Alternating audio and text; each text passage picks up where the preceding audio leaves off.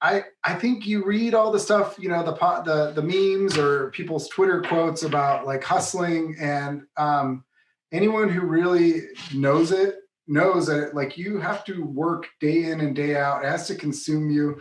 And so I was lucky enough that, a couple of years ago, you meet people like Clayton from Slush Cult, or, Francisco from Never Made, or Aaron Draplin. Yeah, Cisco. And yeah, I mean, you see these guys and it's like, oh, these guys live it, they breathe it. And so first, you have to really take that to heart. Like, you have to understand there's nothing else. You are just doing this, and it better be what you want to be doing, because there's nothing else. The business, you don't own the business owns you. The Perspective Podcast is fuel for your mind and creative grind. Each week, we break down the art of healthy hustling, overcoming the inner critic, and growing your creative business.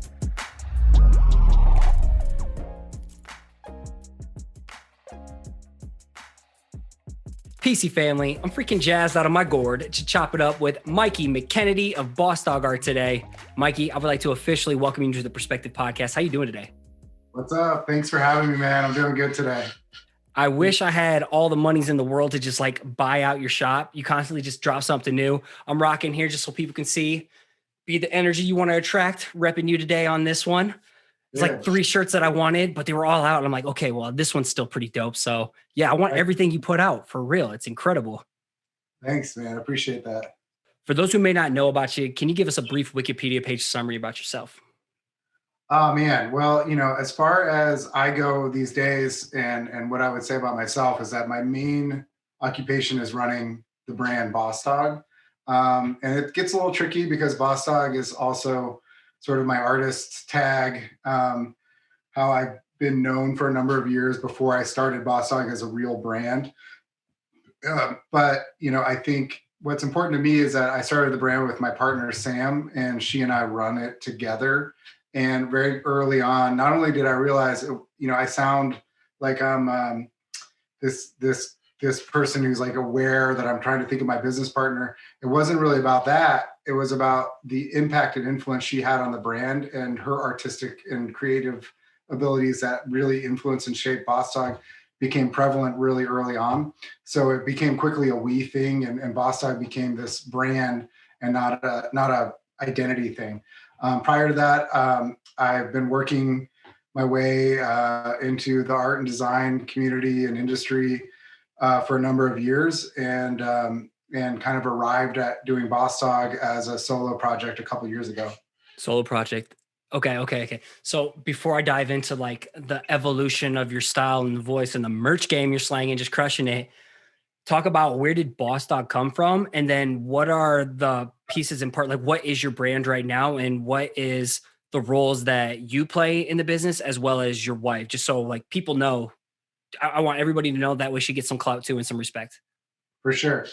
Well, Boss Dogg, honestly, Boss Dogg was, the name just comes from a nickname, because I could tell the story like for an hour or for like 5 minutes, but I basically was obsessed with these African dwarf frogs that were like on display at my bank that I kept going to. And they're like those fish that kill each other. Like, I can't remember the name of them, but they have to they were all kept individually in like these glass jars. And every time I go to my bank, I would see less of them. And I'd be like, where the hell are these little frogs going? And I knew nothing about them. And finally I asked the teller, I was like, where are all the frogs going? She's like, they're dying. And I felt bad. And I was like, oh, I'll take some. So they ended up giving me 3 of these little frogs, which I later found out lived to be like 15 or 20 years old. So I took on this responsibility, and I named one of them Boss Frog. And so I talked about them incessantly. It was Boss Frog and John Fogerty and Mr. Businessman. And they all 3 died of cancer, which is a sad story. But anyways, my friends would always make fun of me for talking about my frogs all the time, and they started calling me Boss Dogg.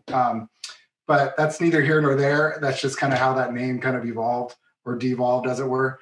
And prior to doing what I do now, I have always been a creative engine in a number of projects. And I've been sort of worked with groups as a creative director or an art director. And worked my way into that. I'm not formally trained. I had to really kind of cut my teeth for a while on really learning some of that side of the world. But, I always did my own stuff on the side, and I always would occasionally do a shirt here or there, or do something that was kind of Boss Dog related. Those things kind of did well on their own.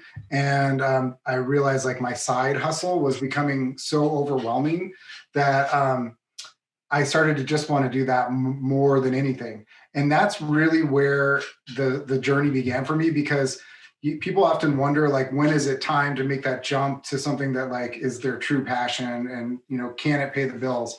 I think for me, I was literally so miserable not doing what I really love doing that it became this thing where I was just like, I just have to try. And luckily, my wife and I, Sam, we were in a position where we were like, screw it, let's just do it and see if we can make it happen. And some things that kind of lined up. I see a lot of people try and start things, and I'm like, whew, got a lot more courage than I do, because I really didn't jump off that cliff until I had some things in place to really make me go, okay, I've got a shot, because knowing what I know now, the retail industry is brutal. It's absolutely brutal. But I had already been, Zumiez had reached out to me, and they had asked if I was thinking about doing Boss Dog as a line. I had a couple indicators. I was like, crap, maybe I should try and do this. I mean, it seems like maybe it could work. And then, like I said, I was just so miserable not doing it. And I was working 100 hours a week trying to do my day job and trying to do Boss Dog, that I just was like, oh, I got to try it. And so I tried it, and I started there. So. Okay. A lot of questions in there. A lot going on. One, how long were you doing Boss Dog before it was a full-time venture?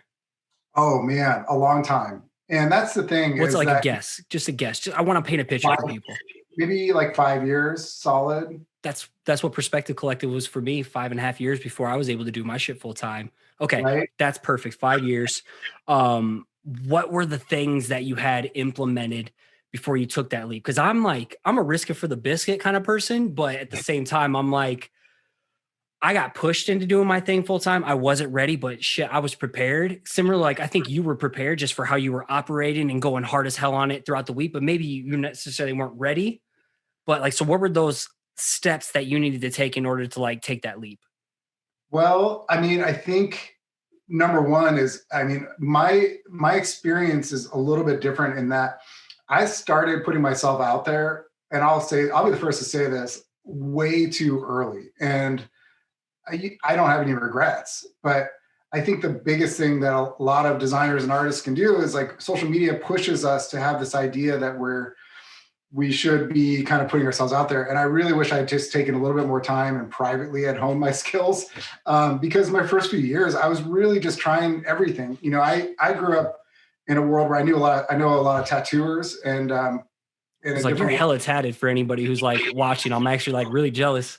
Lots of free tattoo work, so don't look too closely, because it's a lot of good friends did some bad work in their early years, but there's a lot of good stuff on here too. So, but anyways, like I just see that world. In that world, like I know some of my friends, like they're big into like learning different styles, learning the basics and all of the different kind of traditional and all the different styles before you launch into creating your own style. And I think that's something designers don't necessarily have as much, but it's just how I was around. And you hear, my buddies talking shit about guys that didn't put their time in.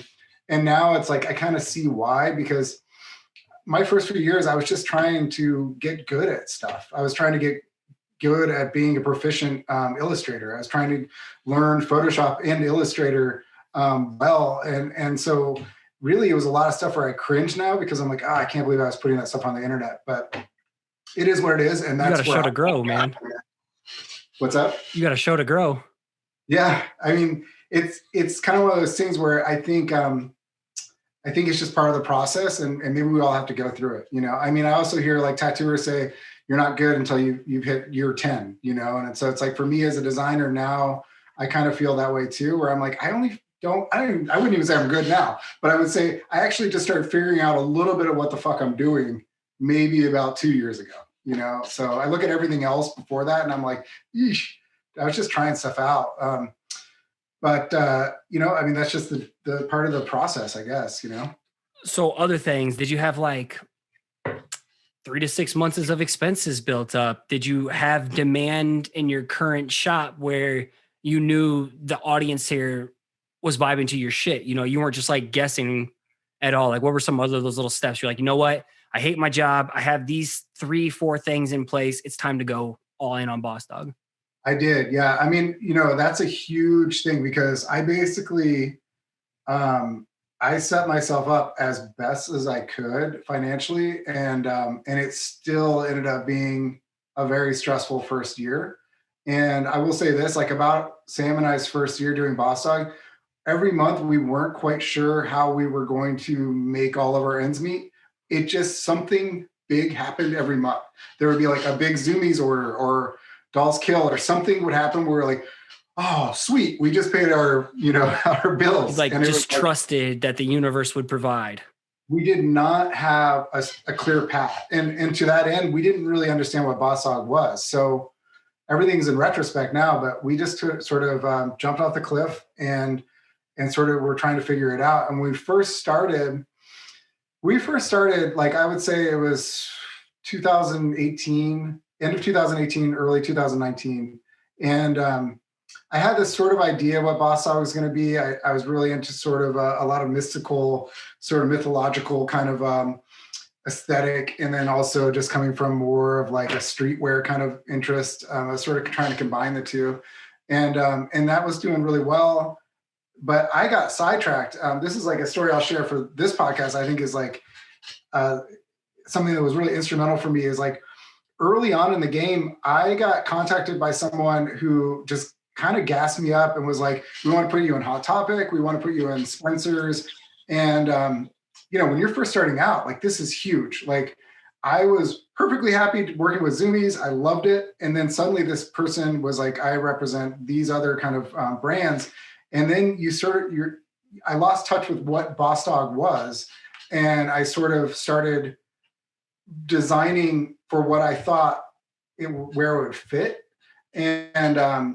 And that was kind of like a weird time because it really was like, I didn't have an idea what my brand was before that. I sort of had a loose idea who I was.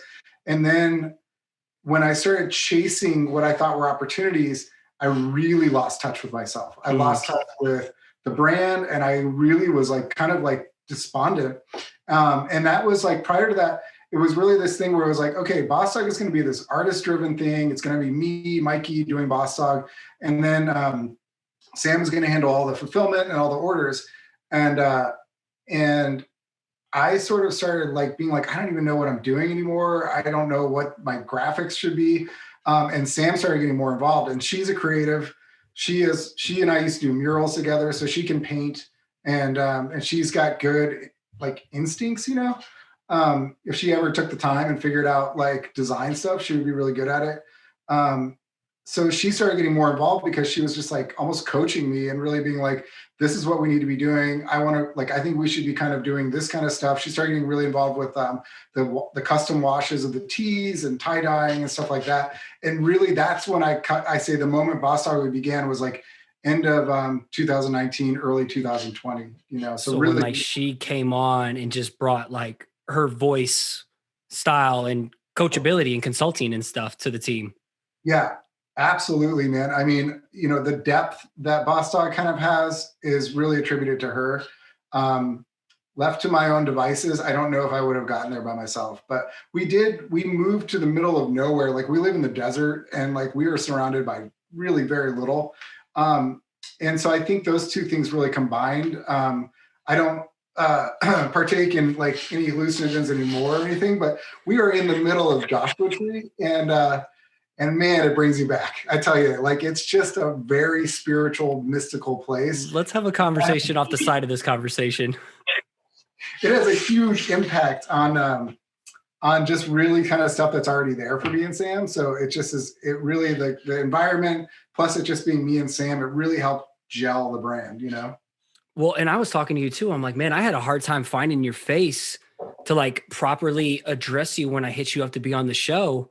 And then knowing about like you and Sam, I'm just like, man, like your story right here, that's your about page right now. That's just going to make people love you even more, Yeah, knowing it's that power duo.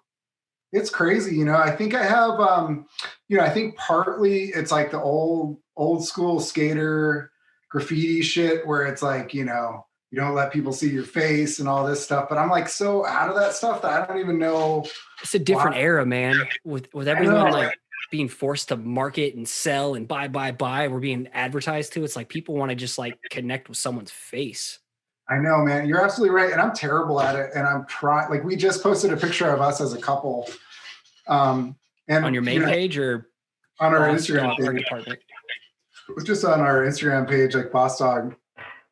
But we need to get better for sure. And I see all these other brands and they do so well at it. And I've always had this like inability to do that. I'm almost boring in that sense as a brand where it's like I have a hard time pushing myself past just like here's a graphic, here's another graphic, So that's definitely areas of opportunity to work on for me. Man, and that post took off too, dude. I got it up right now. I'm gonna show people just so she can get some love on screen too. Yeah. Sam's a babe. Yeah, power duo. Yeah. The Look thing at about my student right there, Chris, the queer crusader, is loving it. Heck yeah. Haha. Let's go back to stop sharing.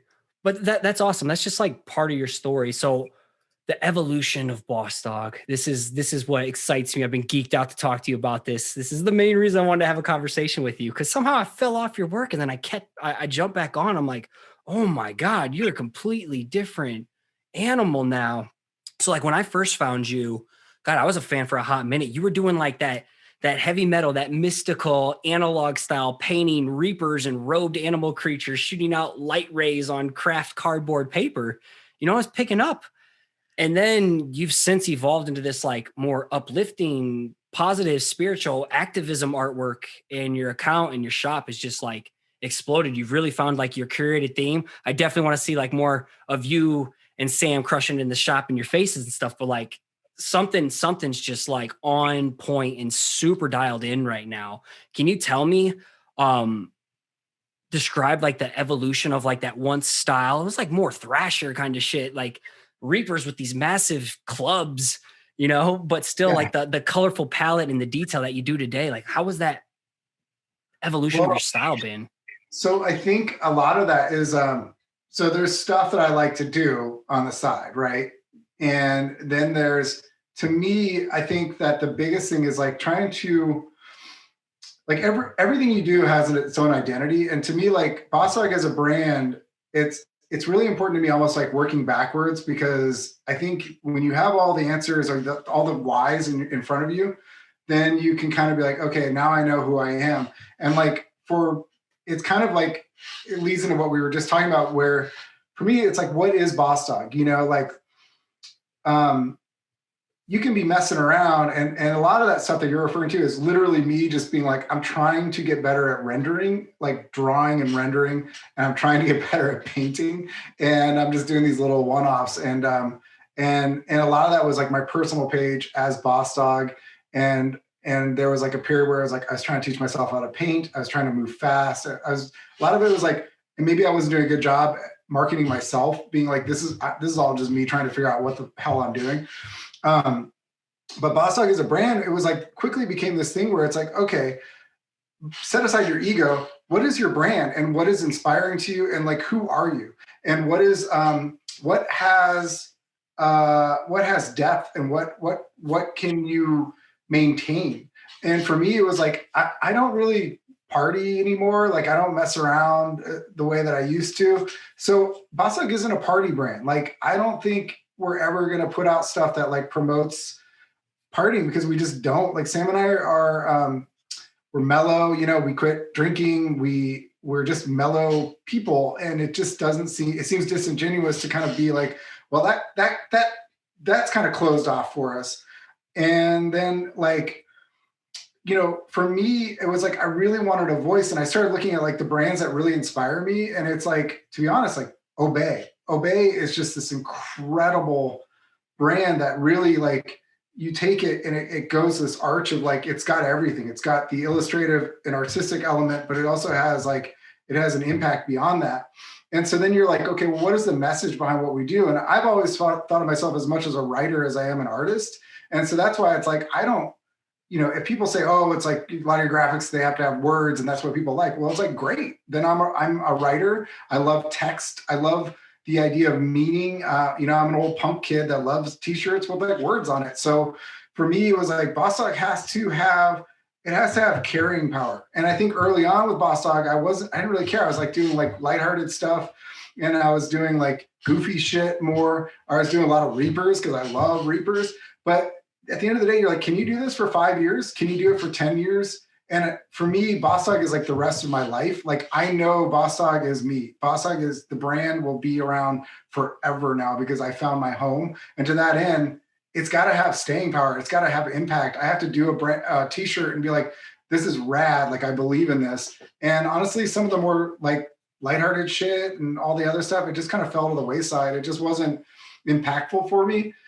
That, and I will also say that the past year, Sam and I made a conscious decision to put our politics out there, to put our beliefs out there, because we do, I'm speaking for Sam, my partner, but we do honestly feel a frustration with the idea that a lot of artists, a lot of people have an ability to make an impact and they don't. And it is one of those things where it's like, Sam and I are identified as a male, a he and a her, and we are a couple of white people, living a pretty working class lifestyle in the desert. And we kind of got sick and tired of like the voices only being from marginalized groups. And we just were like, screw it. We are political. We need to put our politics out there. I'm tired of people assuming something about me or being able to say something and it's assumed that I don't care. And it's like, let's get rid of those followers. Let's say what we think. And if people don't like it, they can leave, They're doing you a favor. They're not a good fit. That's fine. Yeah. So I don't know. I mean, that's kind of rambling, but really it's just like, I think you have to kind of really hone in on who you are. And it's like the hardest thing, man. Like if you do a brand and you don't know who you are, it's not going to last. Like you have to really think deep to your core, like how you're going to respond to everything. I sound really melodramatic, but I'm telling you, man, I feel like that is the secret, like you can't just do something because it looks cool. Because it's, even if it does well after a year, it's like, who are you going to be in 5 years? Like you have to figure out what is your brand. And if your brand is like a party brand, heck yeah, dude, be a party brand. If your brand is like aesthetically about like just doing like pink and cactuses or something, I don't know, dude, own it. That's rad. Just know who you are. And then you know all the answers. It's like, would I do that? No. Would I do that? Yes.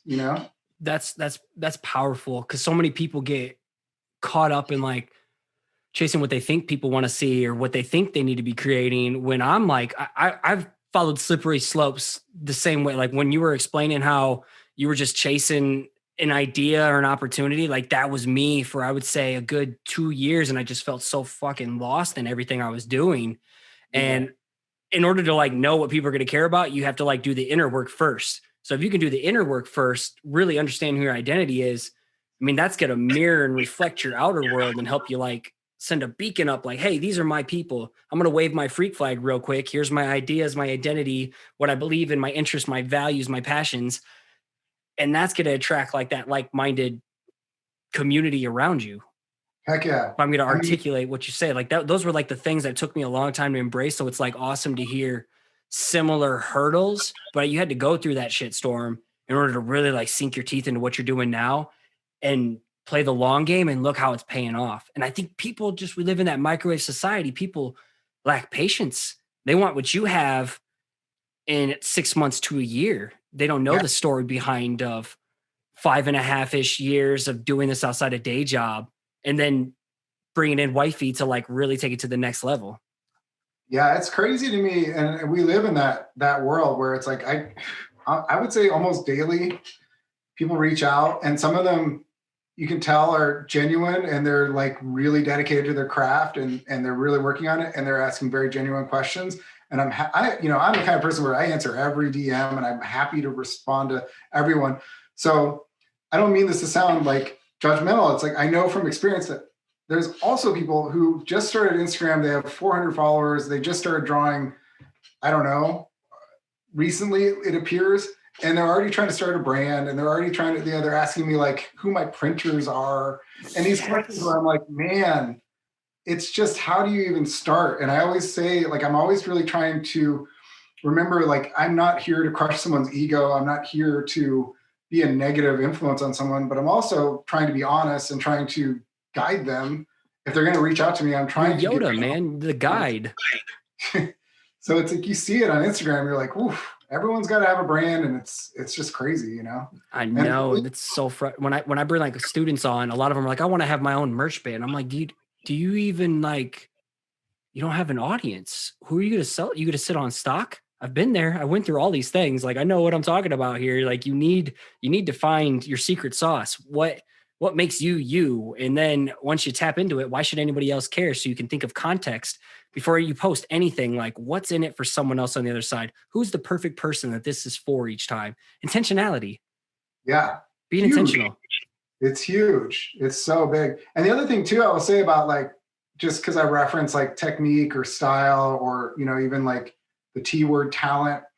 To me, man, I'm a huge, huge believer that like the Ramones are just as rad as At the Gates. You know, like if you play 4/4 punk, or you're doing blast beats and it's like super technical metal, like, to me, they both have a place in music, and I love both those styles of bands. So I just feel like, figure out who you are, like figure out your own style and aesthetic, and then rock it, you know? Like, you don't have to be like, I suck at so many things, you know what I mean? Like, but I know, like, someone asked me like, how do you know when you're done with a drawing? And I think that, like, when you know, that's when you should start figuring out your own style. Like, cause you just suddenly, it's like, this is me.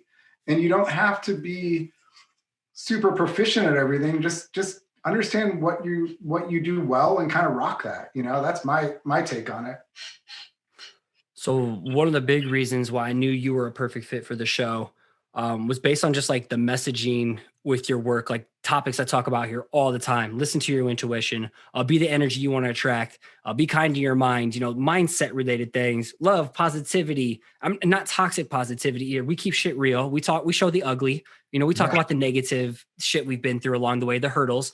But where then within your brand, who you are at your core identity, talk about like the message behind your work then, because this is something I've noticed was in this evolution of your style versus like what I originally knew you and followed you for. Oof, yeah, I mean, that's a great question. I think it's really, oh man, you know, it's hard to talk about without just being really personal. It's like, for me, I struggle with, you know, lifelong struggle with, you know, depression, and I've had my bouts with some heavy years of partying too much. And I gotta say, man, you know, it doesn't always, you know, but for me, I had to change a lot of my lifestyle, and really consciously change what I gravitate towards to be in a better place and be happier. I think some people's brains are just wired, you know, differently. And I used to be a very negative person. And my favorite thing ever is that, like, they did this study where they had two different people, and one person on Instagram just posted only positive content, and they sort of had the parameters of what that meant and what that looked like. And then another person only posted negative content. And then they showed how the followers diverted, diverted to negative people were drawn to the negative content. And then these people were their own group, and the negative content and the positive content, the dynamics were so different. And it really is that simple, that sometimes it's like a muscle. It's like when you decide you're going to start running, well, the first 2 weeks, month really sucks, as someone who's gone in and out of running, or, you know, lifting or whatever. Like, I go in and out of my phases of going to the gym. And I gotta tell you, man, it sucks when you first start trying to run, like, your lungs feel like they're on fire, and you hate it and you're miserable, but you just keep doing it because you know what the end goal is. And I feel like mindset can be a lot like that.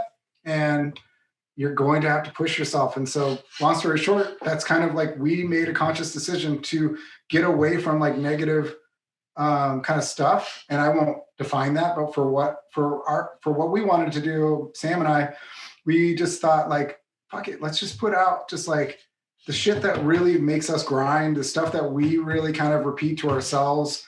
And it's important, like what you said, like, I don't want to be part of the toxic positivity stuff. Like this is just like, I'm just this dude who's been working on myself, and I have a lot of critical ideas. I have a lot of ideas where it's just like, I'll go there, you know, if like I need to be critical or I need to say something that's a little bit dark.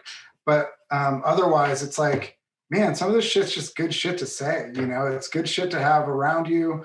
And it makes Sam and I feel good. So, yeah. Well, it lit me up, man. That's instantly like, that's the kind of shit I know I want. So I'm like an immediate attracted to that kind of style. Plus I like skulls and dope colors and dope graphics. So it was just like a cocktail that was perfect for me as like a perfect fan for your brand. So what was I going to ask? What was I going to ask? Is there, I would say it's more like a spiritual mindset kind of thing. So like, what was like after you've gone through like those dark times, what were the things that kind of pulled you through? Personal development content? Was it books? Was it meditation? Was it nutrition? What got you on track? It was moving, honestly. Sam and I moved to, we live on the border of Joshua Tree Park. And we moved here. Is it Cali or? Yeah, in California. We moved here about 2.5 years ago. We were trying to move out and more towards Joshua Tree and Yucca, the towns. But we actually live out in 29 Palms, which is a much more affordable area where you can still buy like a really nice house for cheap and live in kind of the desert lifestyle. So we ended up moving out here, but it's also a town that's significantly smaller and more removed. So you are like, it takes us 45 minutes to go to like Home Depot, you know? So everything is a drive. What about delivering packages? Delivering packages is very difficult. It can be a little crazy sometimes. Yeah, I'm like, dude, with the bulk that I know you get, and you're living out in bumfuck middle of the desert, like, oh my God, do you have to deliver them into town daily, or does a UPS someone come to you? I drive to the post office every day. But luckily there is a post office relatively close to us. What's relatively close for you? For us, it's like a 5-10 minute drive. Whew. So, Whew. but Okay. it's in nothing else. Like it's just hard to describe. No knocks against 29 Palms because I have come to love it, but I moved from Portland. And so there's two things going on there. One, I didn't realize how seasonally affected I was by Portland. I lived there for most of my adult life. And I just didn't realize how much I hate the rain and I hate the gray and I hate the cold. No offense to anything in Portland, but really half of Portland would agree with me. It's just the weather. I couldn't do it. They go up there in the summer and they see how gorgeous it is. And they're like, I want to move here. And I'm like, dude, come back when it's wintertime and it's literally 36 degrees and raining and it's dark by 4 p.m. every day for like 3 months straight. I'm not kidding. So it's like Iowa. Rough. Yeah. Oh yeah. Yeah. Shout out to anyone that can do it, man. So it's like we moved, and then I was also just kind of like I was going through like a rough personal time. Like, you know, Sam and I were, like I had mentioned, we weren't super happy doing what we were doing.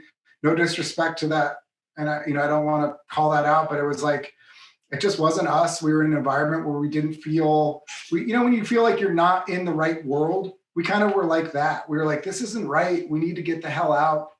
So we moved out to the desert, and it was like everything just opened up, you know? I felt like we got back in tune with everything. For some reason, I felt more courage to just be our own selves and to just we're removed. Like we're not around anyone. We're not going out to restaurants or bars or hanging out with anyone. So it kind of gives you this freedom to just say, fuck it. You know, we've made some friends out here, but the thing about Joshua Tree area is everyone else that lives out here are also crazy artists and designers. No one leaves their house. They all just own their own business. And like, we see each other like once every 6 weeks, you know? So it gives you a lot of freedom to kind of feel like be yourself, you know? Do you meditate or anything like that? Or any type of book recommendations that get you on point? I'm going to keep it real because I would say that I could gas everyone up and say that like I have meditated. Sam is a certified yoga instructor. And when we were first dating, she was very active in that world. So I used to go to yoga. I do get it. My life now is literally like all Boss Dog. I work 14 hours a day, 7 days a week. No exaggeration. I'm not exaggerating. So, Well, you don't have, do you have kids? No, we don't. We Oh, have dude. Oh my God. If I didn't have kids, I would be just clocking in work. Like your work is play, dude, clearly. I mean, it's just, we have 2 dogs and luckily they don't require the commitment that kids do. So no bottles and diaper changes. I love my yeah. kids. I'm not knocking like people with kids or anything, but like I'm just saying, if I didn't have kids, oh, I would be obsessed. My wife used to have to just like pull me out of the office, but if she was in on the dream, oh, it would be game over.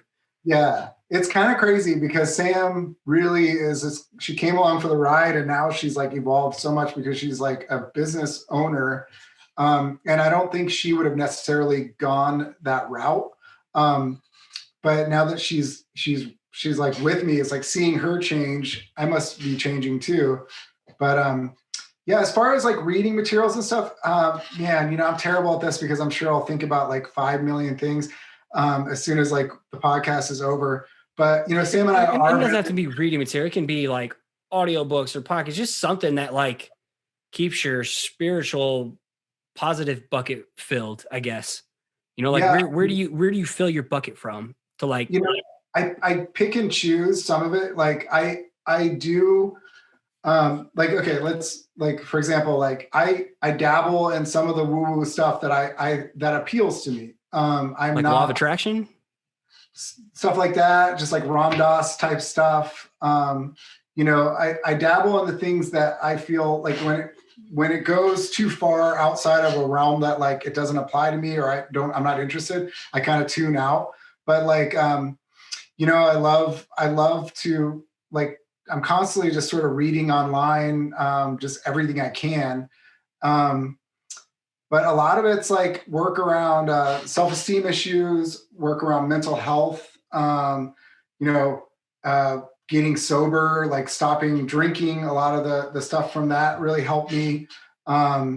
So it's a combination of like mental health type stuff that really brought me to this place. And then also Sam and I being, you know, in the middle of a mystical, magical desert where this shit's just around us all the time. It's just kind of how people are out here. So No, that's dope, dude. I appreciate it. Yeah, and if you do have like recommendations or resources when you do think of them, shoot me them on the side and I'll add them to the show notes just so other people who relate and find a connection to what you're saying today, they can go find it too. okay. As we were talking about before, so many people I talk to want to slang their own merch to every pocket of the planet like you do. Can you talk about the process of getting to this point as like, what did it start off with? You weren't crushing it right away in the beginning. You know, like how did you find your groove and when did you finally gain traction years into it? What were some like the biggest learning lessons and biggest like lessons in patience? Man, those are all great questions. I mean, I think I'm really dogged in everything I do. And I'm someone that really, I don't quit things too early. Let's put it that way. You know, I'm someone that will, you know, be bad at something for a very long time before I decide like, oh, maybe I should give up. It's a rare quality in a human these days, man. I have a high tolerance for humiliation. So I just am like, oh, I know I'm just embarrassing myself. I'm going to keep trying this. But I mean, I think with the business, I think you read all the stuff, you know, the memes or people's Twitter quotes about like hustling, and anyone who really knows it knows that like you have to work day in and day out. It has to consume you. And so I was lucky enough that, you know, a couple of years ago, you know, you meet people like Clayton from Slush Cult, or, you know, Francisco from Nevermade, or Aaron Draplin. Yeah, Cisco. And yeah, I mean, you see these guys and it's like, oh, these guys live it, they breathe it. And so first you have to really take that to heart. Like you have to understand there's nothing else. You are just doing this and it better be what you want to be doing because there's nothing else. The business, you don't own the business owns you. And you have to succumb to that or commit to that, I guess. And the other thing too is just put blinders on and really, I have like, sometimes I have self-esteem issues, or I have a tendency to want to be liked so much that I'm really nervous about like what other people might think. Got Mm-hmm. way better at it, but I'm just being real and just saying, Same like, here, dude. you have to put that aside and put blinders on and just commit, because every decision you make, someone's going to make a counter decision. Someone's going to, another brand. If you put something out there as a brand, another brand's going to passive aggressively put something out that contradicts it, just to show that they're not like you. And then it's going to play mind games with you. You know, you have to be willing to risk it all and lose it all. Like, I ruffled feathers. Like, when I started doing the brand full time, I had other brands come forward and really volunteer their help and say, we're with you, man. What can we do to help? I had brands tell me, good luck, great for you. And then they like, you realize like 6 months later, they've unfollowed you, or like they never talk to you again. They never like another thing that you do again. Suddenly you're competition. People that you thought were friends. So you have to realize you're going to lose things that you don't think you might lose. And it's going to be harder than anything you've ever thought. Like, some of the numbers, it's like, there's new brands popping up. I mean, I would say 50 to 250 new brands, you know, a month are being tried out in retail stores. And it's tough, man. And it's harder than it was 5 years ago because everyone's using algorithms now. So it's not even like buyers still have a lot of heart and they have a lot of control or say in things, but it's less because now they're going by like the algorithms of what social media likes versus like, hey, we're going to stick with this brand and try them out and really see what happens. So it's brutal. But the lessons that I learned is like, you just got to put blinders on and just keep your head down and really, really believe in yourself and know that you're going to fuck up and know that you're going to have wins, but you can't stop going forward, you know? Fall in love with your own craft. You said put blinders on, commit, have some thick skin, and be borderline obsessive about it. Like, the people who I know, I see an it factor when I talk to students or people on the podcast, someone at a conference. Like, dude, speaking of, you should be speaking at conferences, man. Whew. I've read some of your writing and stuff too. Like, get your face out there more. It's going to just take everything to the next level. Love to put you in contact with people potentially if you were interested. But, oh my God, I got thrown off there. But have the thick skin, put the blinders on, commit, and be borderline obsessive. And the people that I see, yes, this is what I was saying, who like are really thriving and crushing it and doing their thing full time, have that engaged audience, they can't turn it off. Yeah. They can't turn it. Like, I have to force myself to turn my shit off. I have to force myself to walk away. Like, me having constraints with like, hey, here's daycare time, gym time, family time. And then in order for me to even turn it off at nights, I finally found what worked for me is just nightly meditation. That's the only way I can turn my shit off. Otherwise, like, dude, I'm glued into Perspective Collective all day long. And so it's like, I don't know how it is for you, but I can sense that in other people. And yeah, you can pick that vibe, the it factor with someone, you know, you can pick that up. I can take someone seriously when I talk to them versus like, I can pick a professional from a sea of hobbyists in 2 seconds of a conversation. Yeah. I always tell Sam, it's like, when I talk about someone and I say this with absolute love, I'll be like, yeah, that dude's, he's crazy like me. And she gets crazy. What I mean. Like, yeah, I like that. It's like, I talk to Riley from Learn to Forget maybe once in a while because he's insane in the best ways. He's obsessed with what his craft is and he's doing amazing stuff. So it's like, you know, like you having this conversation is great.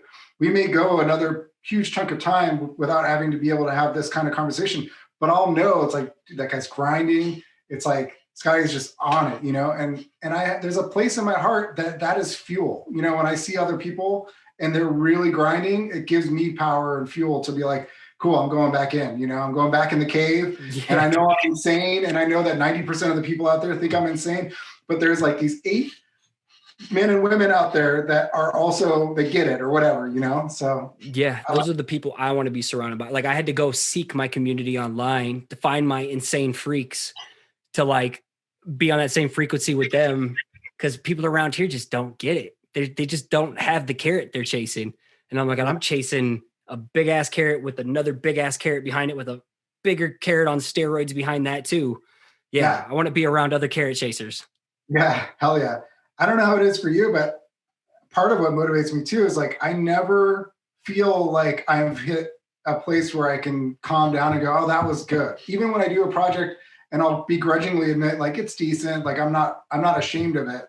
I'm immediately thinking like, but it's not where I need to be, you know. And I'm always looking at. I have no delusions of grandeur. I don't have this ego motivation to be like the next big thing, but I do use other designers or other brands out there as almost like what do you call it, like flags to kind of mark myself by, and then that's what humbles me, because I don't think I've done shit compared to the voices and the people in my head that I'm constantly, I don't want to say comparing myself to, because it's not about that, but I'm looking at them and I'm going, man, they're amazing. And I just did this. Like, dude, I have so much more I want to do. Like, that's the thing about Boss Dog is like, I have so much I want to do, and I haven't even started yet. So I know it's going to be years. And that's another big thing is like, it's a cliche, but it's like, it's a marathon. It's not a sprint, you know? And when you find your home, like I know in my core, this is what I want to do. And this is where I need to be. I don't really care about the ups and downs. It's like, I'm looking at things talking about like, where are we going to be at in 2024? You know, what's going on in 2030? Like I'm looking at stuff like that. And like, you look at the guy who like owns Gecko, I don't know his name, but talk about inspirational, right? Like that guy's been doing Gecko for decades. Like that shit's amazing to me, you know? So I don't know. I just love that kind of stuff where it's like, none of this stuff. Yeah. No, like what you're kind of saying is you never truly arrive. There's just always another level. And I think that's like the next thing I like about other crazy people. Out of respect for your time, let's pivot to rapid fire questions. I got a couple I want to pepper you with. If you listen to the show, maybe you're ready for this one. If you were on death row, what would your last slice of pizza be? Yeah, I did. I love the answers, man. I have to go with other people have given this, but straight cheese, because that is pizza. Pizza is a plain slice. So everything, you can have toppings and stuff, but it's got to be a plain slice. It's like Macaulay Culkin, a lovely cheese pizza just for me and Home Alone. That's like, and Ninja Turtles was spawned my obsession for this. Do you believe in alien life forms, paranormal, just like anything out there outside of our solar system? Anything just outside of our realms of knowing? I do. I 100% believe that you don't know. We have no way of knowing everything that's out there. I also, I don't want to go on a tangent, but I do believe that a lot of times like ghosts, what a lot of people perceive to be ghosts or even alien activity, I believe that there's different layers of time and space continuums, and that sometimes they intersect. And what you may see is like a figure that walks across a room that you see as like halfway transparent, and you're like, it's a ghost. It could be something from like 1865 that just had a glitch that just showed itself. And, or, you know, when something knocks over, it's because we have so many planes of reality and existence hitting that we literally sometimes bump up against each other. Fuck yeah. That's so dope. Yes. Okay, man, we could just have a side podcast just talking about this kind of stuff. So, oh my God, this question sucks now after this one. Pizza rolls, pizza bagels, or Hot Pockets? Like what? How do I top that? Oh man, no, that's great, because I'm a stand for Hot Pockets. So Hot Pockets. Okay, what's your go-to Hot Pocket? Just like cheese. I mean, it's hard to get anything but cheese and pepperoni. So, you know, especially out at the gas stations out here. But yeah. All right, last one. Where can people go to follow you online, support you, buy your shit? Everyone's support is so much appreciated. We're at bossdogart.com, BOSSDOGART.com. My Instagram, that is the Boss Dog brand, is BOSSSDOG. 3 S's. It's a long story. And then Sam does Boss Dog Art at Boss Dog Art Department. So yeah, that's us. Cool. I will link all that up in the show notes, dude. Thank you, man. It's been an honor and a privilege to finally get a chance to like just shoot the shit with you, have you on the show. Big believer in what you're doing. I can't wait to see what you're going to be doing in 5 years. And I would love to have you back on again to go deeper on the next subject or topic, whatever we want to talk about. Let's go deeper. Thank you so much, man. I appreciate it. All right, brother. We'll keep in touch. Thanks again for listening. It'd be awesome if you took the time to subscribe to the channel, hit the like button, and let the comment below so we can connect. Again, if you want to catch a shout out as a future listener of the week, make sure you subscribe to the show on iTunes and give it a rating and review.